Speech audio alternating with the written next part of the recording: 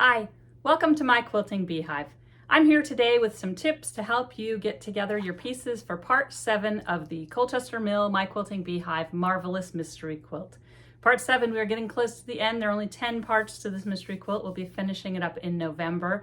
This month, you'll be putting together a bunch of the pieces that you made in July and making them into some large blocks. And there's one little spot that I'm going to show you today that has a little bit of tricky pinning to make your points match just right. So I'm going to give you some tips today to match some points when they're on an angle and not necessarily points like when you match two squares together, they line right up. These are angled points that are on opposite directions.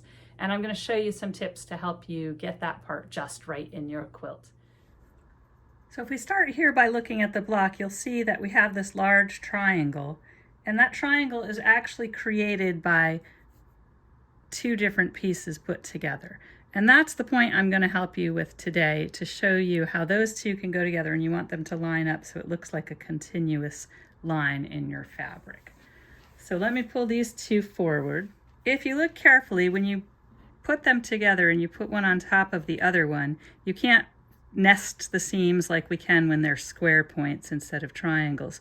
But we do need to know that 1/4 inch, and if we sewed all our things correctly, when we sew our 1/4 inch, it will make them line right up.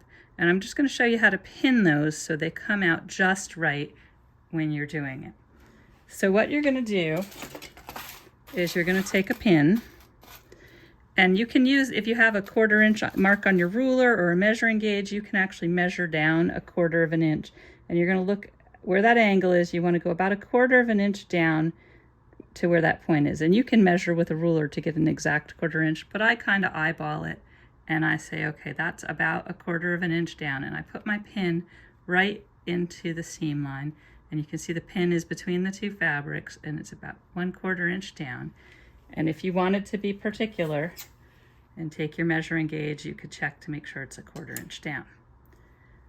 And then this point, you can see the 1/4 inch because it is a flying geese unit, and that 1/4 inch is visible.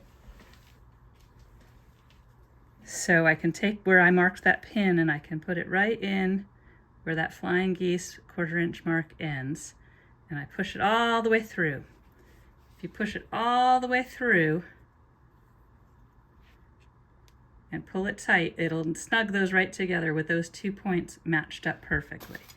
And then I'm going to do the 3-pin method. So that was pin number 1. I'm going to add 1 pin on the left side of it and another pin on the right side of it.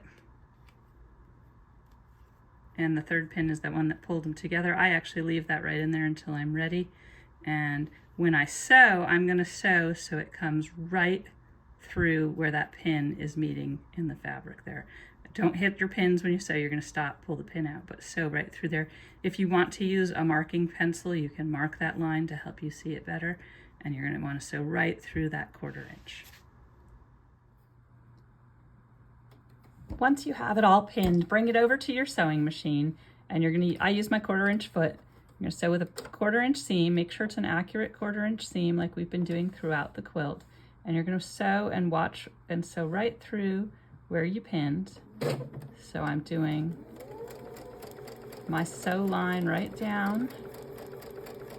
Keep the pins in. They can go under the foot a little bit, but you don't want them to hit the needle. So once they're under the foot, I take out 1 pin, and then I continue sewing, and I'm watching for that red pin line so it crosses where the pin goes in the fabric.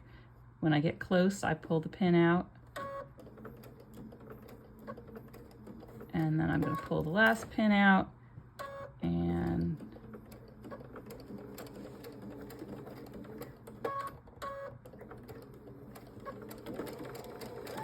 sew all the way across.